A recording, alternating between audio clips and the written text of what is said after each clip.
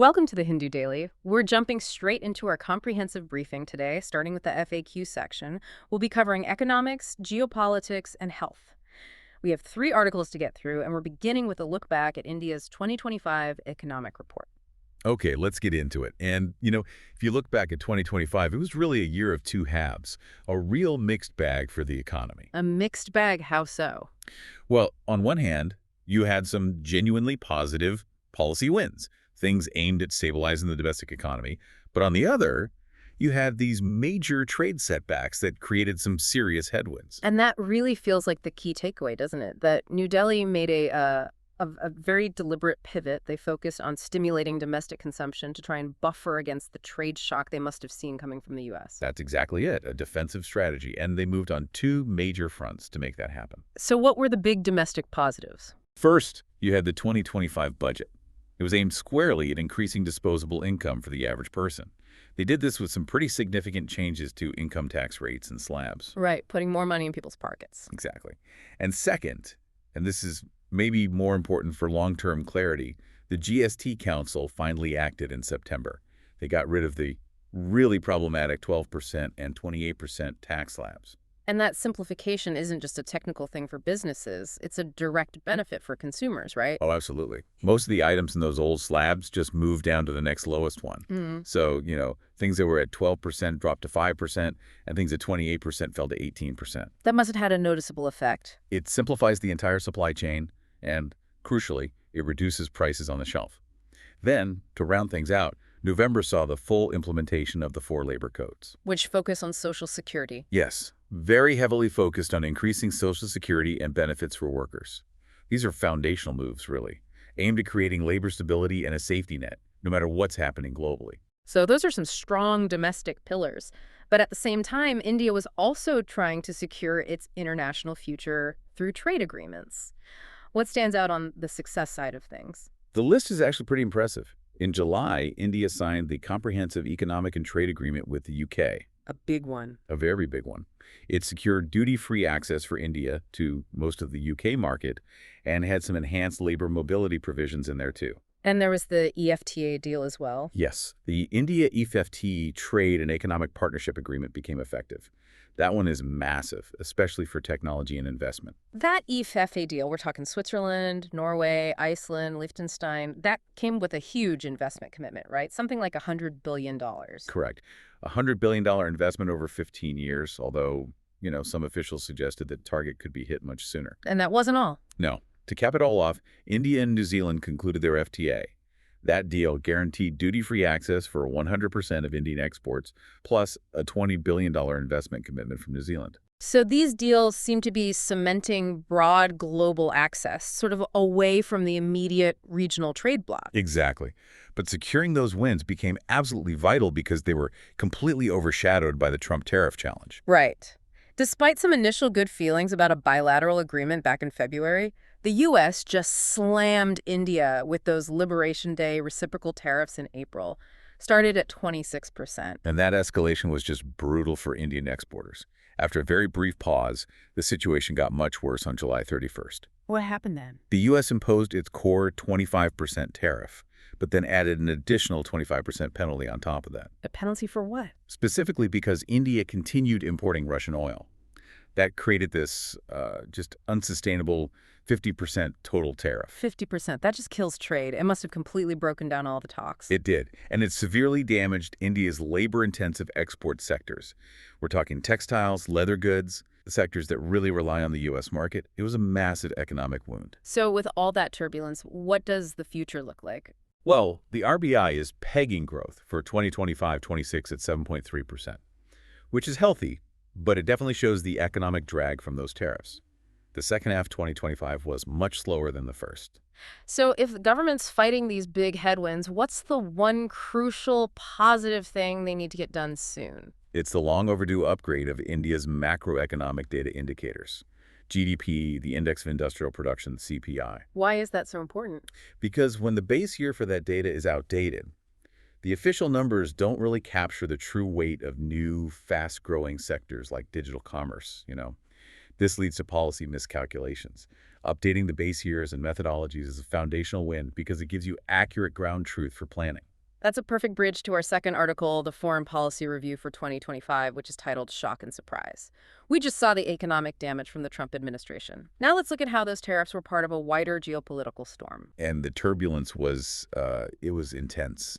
You really can't talk about 2025 without acknowledging that President Trump's second-term policies, especially those Liberation Day tariffs, they just destabilized the world economic order. They rattled major alliances all across Europe and the Indo-Pacific. And India felt the direct geopolitical impact from the conflict in Ukraine, too. We saw the EU and UK put sanctions on Nayara Energy, the Indian-Russian joint venture. All because India continued to prioritize its own energy security by buying discounted Russian oil. It put New Delhi in a very difficult position. And closer to home, the neighborhood first policy was really put to the test. It was seriously tested. You had the highly destabilizing Operation Sindoor conflict with Pakistan. Then, right after, these internal Gen Z protests in Nepal toppled their government. And then you had significant anti-India mob violence breaking out in Bangladesh. It was one thing after another. On top of that, the India-Middle East Economic Corridor just came to a complete standstill. Yes, adding to the instability. And India's diplomatic balancing act on the Israel-Gaza conflict created its own tensions. How so? Well, India's refusal to criticize Israel for strikes on Iran back in June, that led to some very awkward moments at the SKO and BRICS meetings, especially since Iran is now a full member of both of those groups. So the Trump challenge was particularly hard because it went against all expectations, didn't it? The standard thinking was that his administration would be pro-India. It completely contradicted that narrative. Instead, his administration cracked down severely on immigration H-1B, student visas, and they really ramped up deportations of illegal immigrants. But the real sting, from New Delhi's point of view, must have been the pivot towards Pakistan. Oh, absolutely.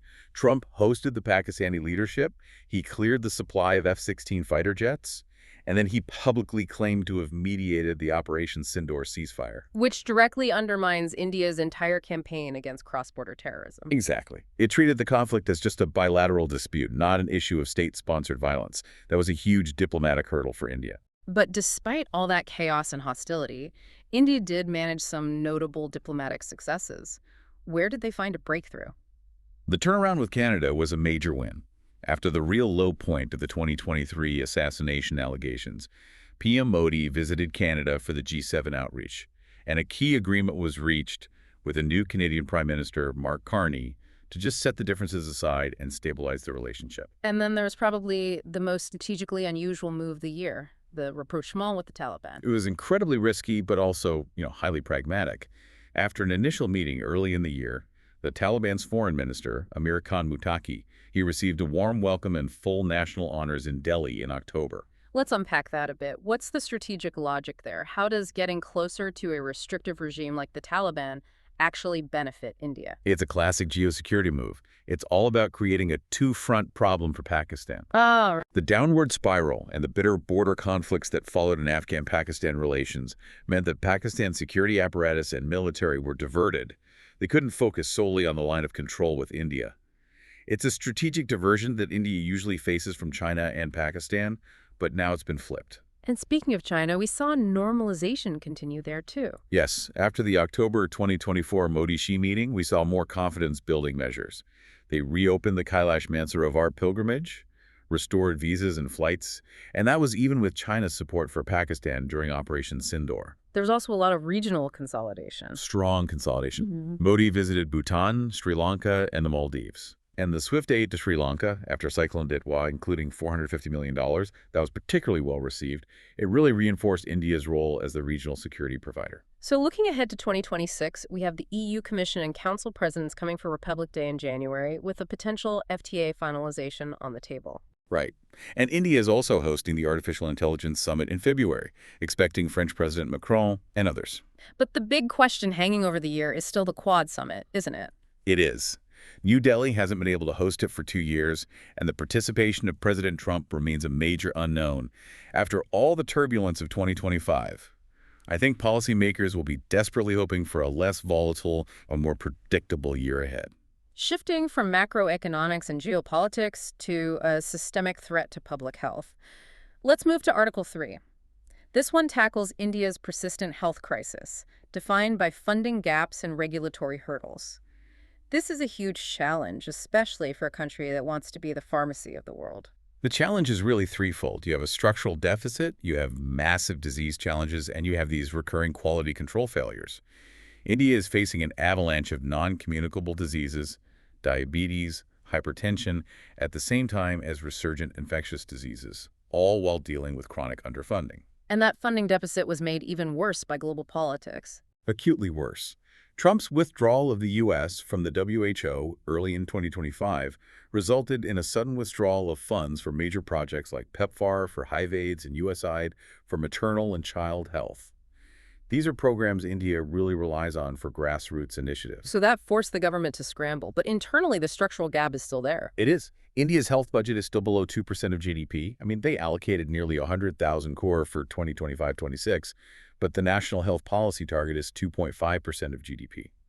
Without hitting that mark, the goal of health for all citizens just remains a distant dream. And the disease challenges are getting worse. India missed its advanced 2025 goal for TB elimination. Yes, and while diagnosis has improved, we're using homegrown molecular tests like TrueNat, which is great. That progress is being completely countered by the alarming rapid growth of multi-drug-resistant and extensively drug-resistant TB cases. And we have to talk about the environmental link. We cannot ignore it. The abysmal air quality issues require substantial, almost China-like interventions. I mean, massive centralized planning and enforcement. Without that, we can only expect more respiratory and overall health problems. And on top of all this, we're facing the immediate existential threat of antimicrobial resistance, or AMR. The scale of the AMR problem in India is what's truly shocking, especially compared to the rest of the world.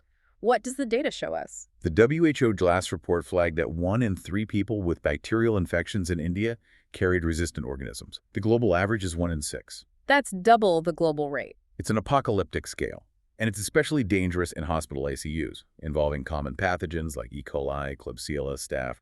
The factors driving this are systemic. Widespread over-the-counter antibiotic access, self-medication, people not finishing their courses, and extensive environmental contamination from pharmaceutical waste. Then it's pretty stark that Kerala is the only state mentioned where they've actually seen some success. It is.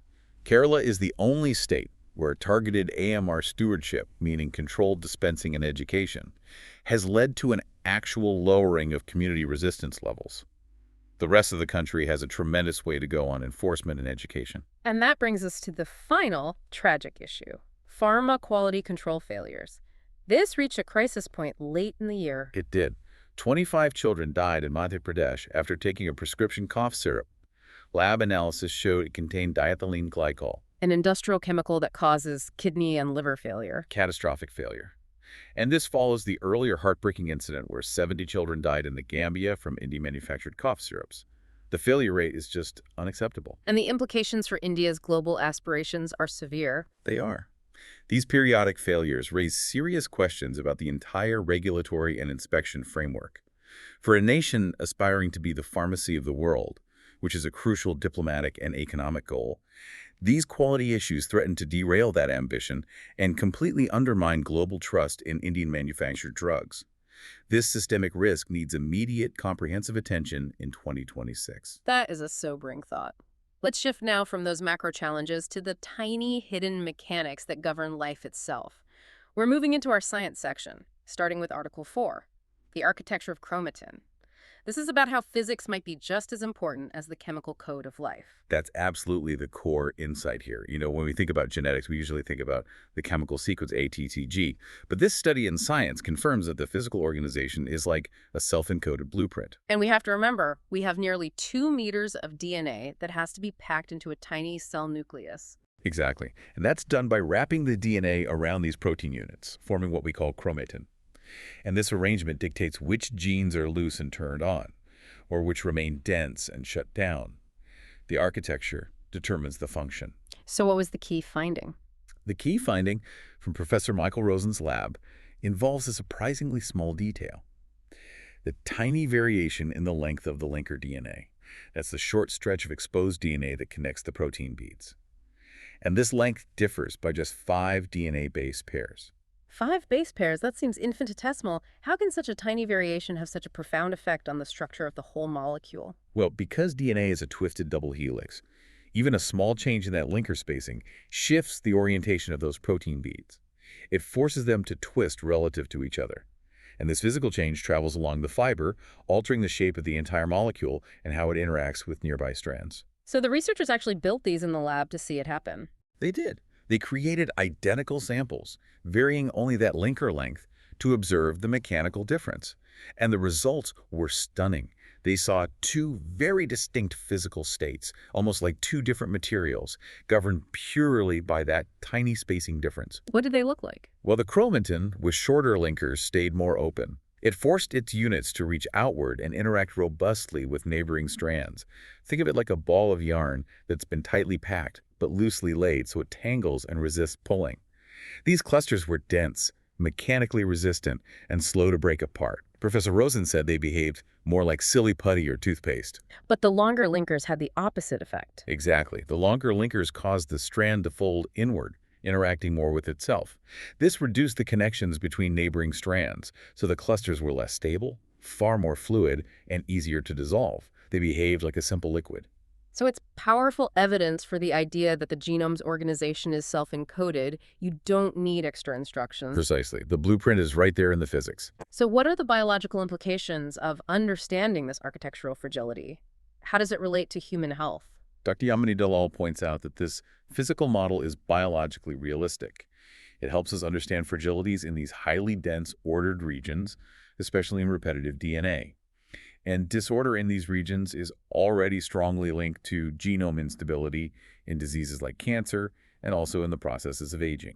And it opens up new avenues for research. A completely new avenue. Yeah. Sarah Teichmann from the Human Cell Atlas suggests we can now explore whether these different physical states of chromatin are what influence gene regulation across different cell types. That could fundamentally change how we map and understand cellular identity. Fascinating stuff. Next up, let's jump to Article 5, the next generation of antivenom synthesis. Snakebites are a huge hazard in India, classified by the WHO as a neglected tropical disease. And the scale is just tragic. 58,000 snakebite deaths annually in India.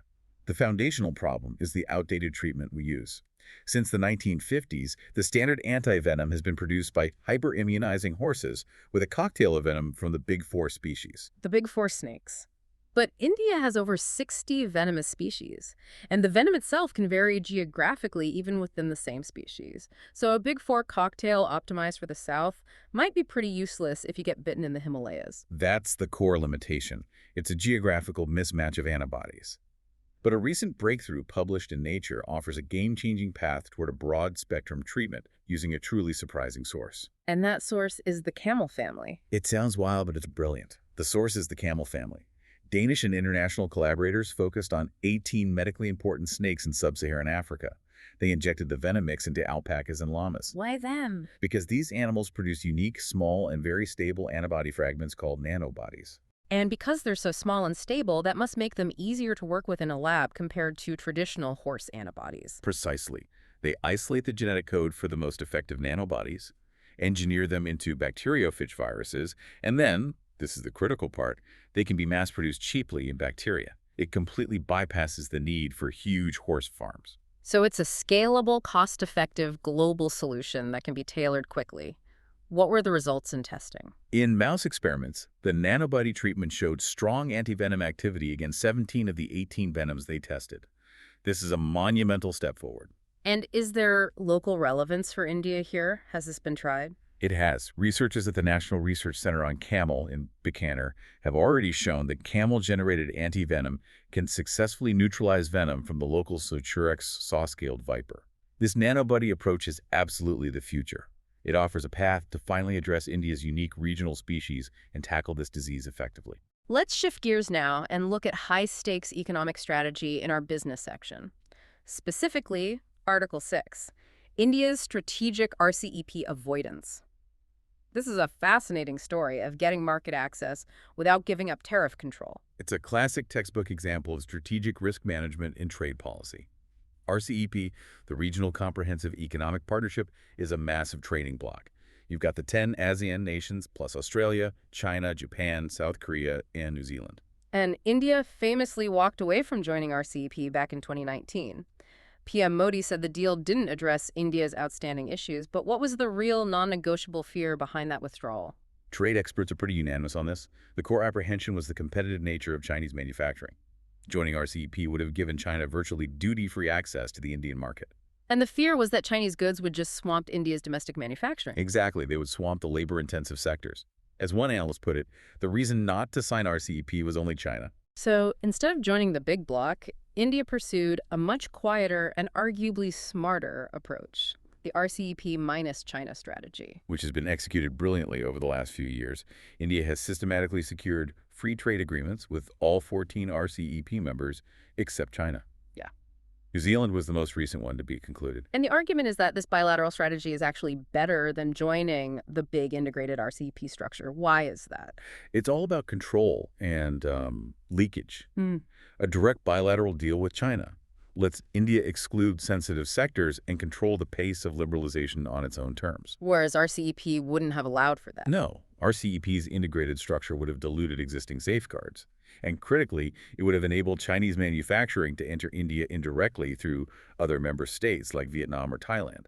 That would have made RCEP participation even worse for India than a direct FTA with China. So by limiting trade with China to the Asia-Pacific Trade Agreement, which only offers lower tariffs on a few items, India keeps its protective shield while getting deep access to the rest of the Asia-Pacific market. It's a very calculated trade-off. Highly calculated and so far successful one.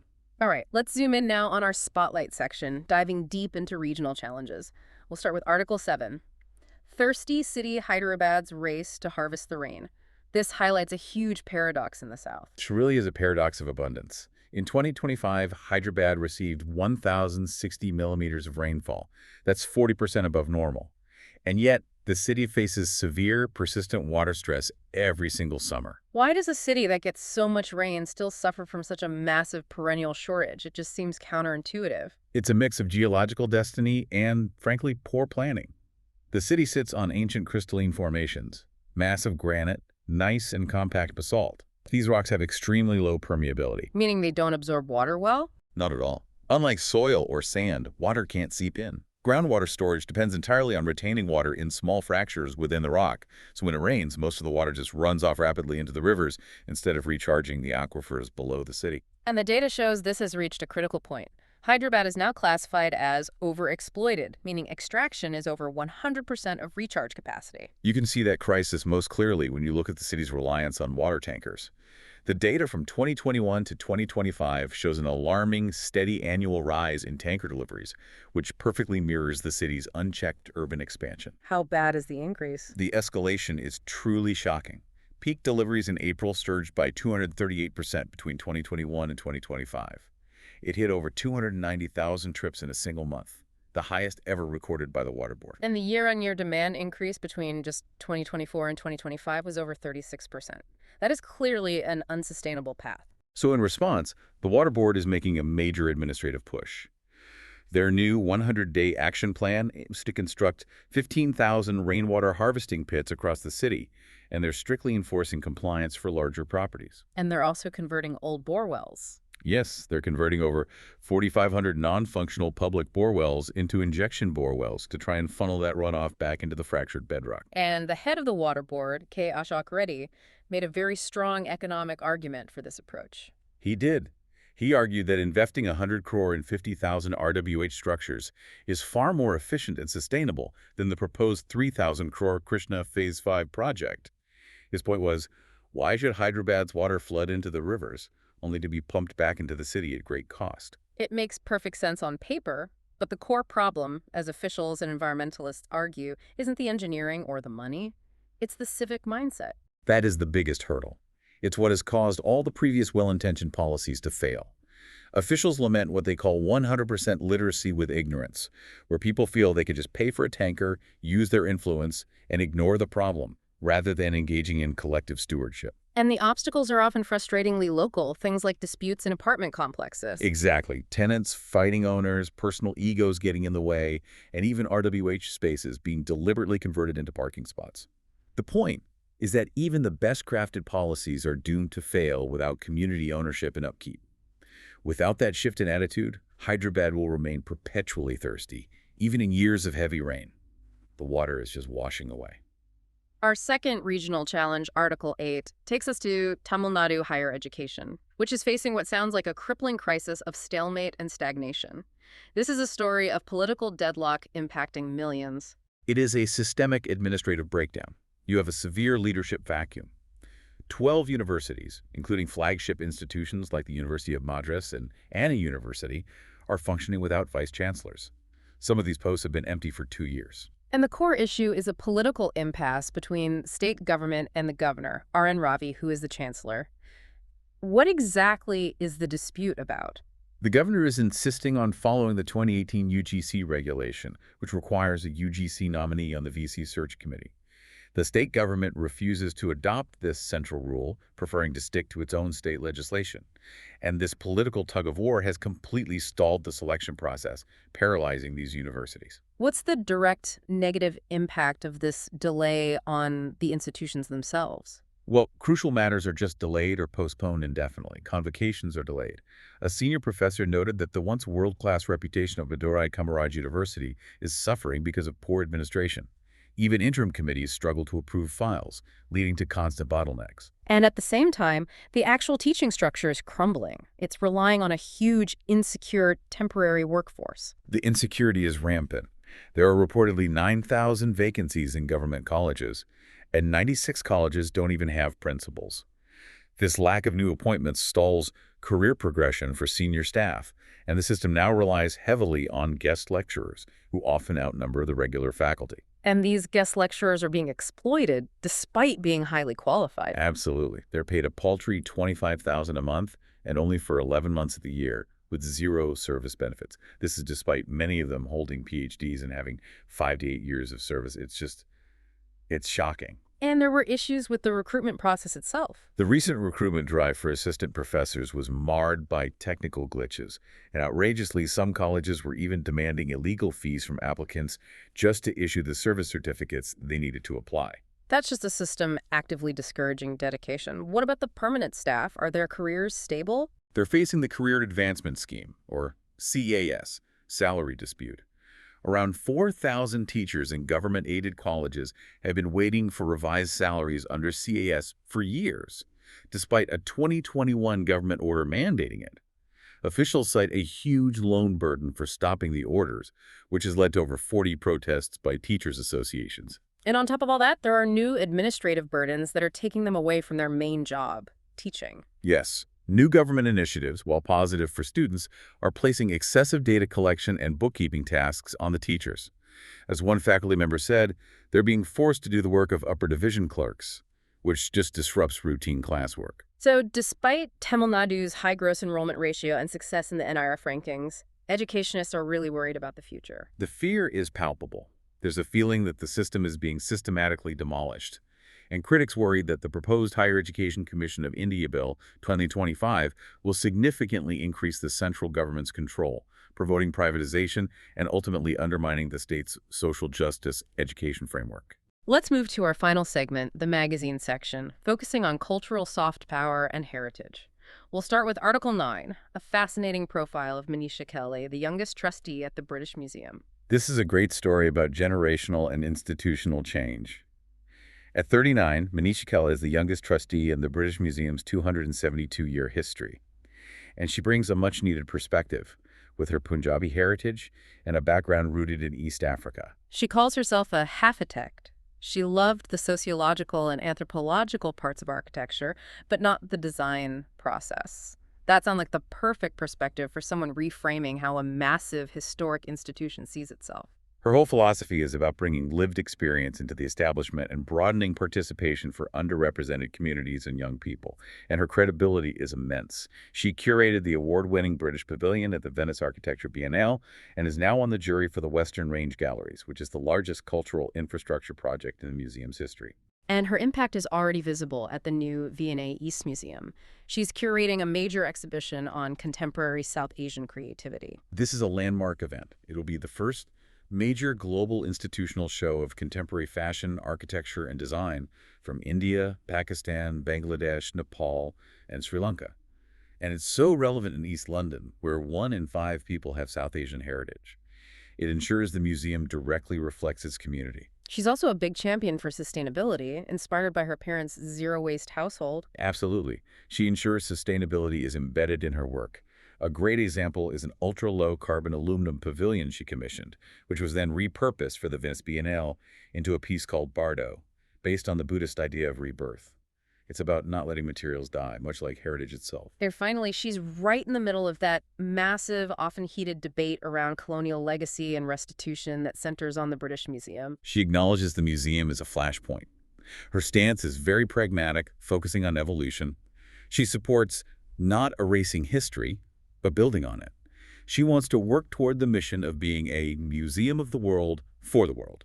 Which means what in practice? It means deep collaboration, ensuring communities globally in India, in Nigeria, and elsewhere feel that the collection is theirs through shared access and partnership, not just through arguments about ownership. So she sees these institutions as having a civic duty to create space for dialogue and even disagreement. Exactly. Fostering connection and curiosity in an increasingly polarized world. The successful Diet Paratha curated Friday late event at the V&A is a perfect example of how to make that happen. Our final article, Article 10, takes us to India itself, discussing the spectacular cultural events at Ajanta and Ellora. It's titled Echoes of Ellora, and it highlights this incredible projection of India's cultural soft power, but also a massive infrastructure gap. This is a story of breathtaking history meeting, bureaucratic neglect. We're talking about ICAM 2025, a spectacular event held at the Ellora Caves, specifically at the 8th century Kailasa Temple, which is the world's largest monolithic rock structure. It was celebrating the 80th anniversary of the UN. The atmosphere must have been incredible. Murals of ancient traditions, a recreation of the 1967 Ravi Shankar Manohan UN concert, and it attracted ambassadors and diplomats from over 36 countries. And these sites, Ajanta and Ellora, they were among the first Indian sites to get UNESCO World Heritage status back in 1983. UNESCO calls them one of humanity's greatest feats of engineering.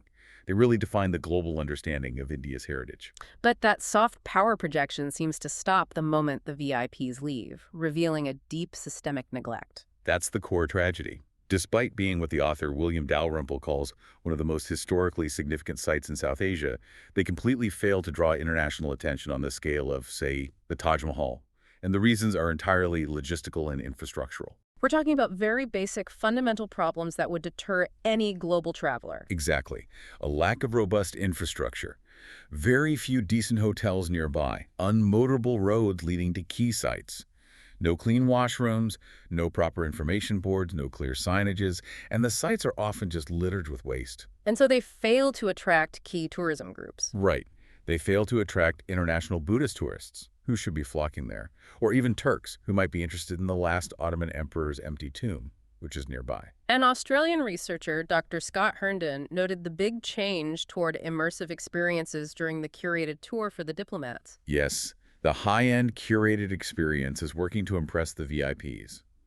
But he admitted that basic access to authentic experiences by themselves is still a massive challenge for the average tourist. So what's the takeaway? The takeaway is that events like AEM 2025 help put the sites on the international map, but to truly capitalize on the cultural tourism market, which is forecast to grow by over $8 billion by 2029, sustained success requires government focus on maintenance, better infrastructure, and sustained promotion. That's the only way to fully realize India's potential as a cultural soft power.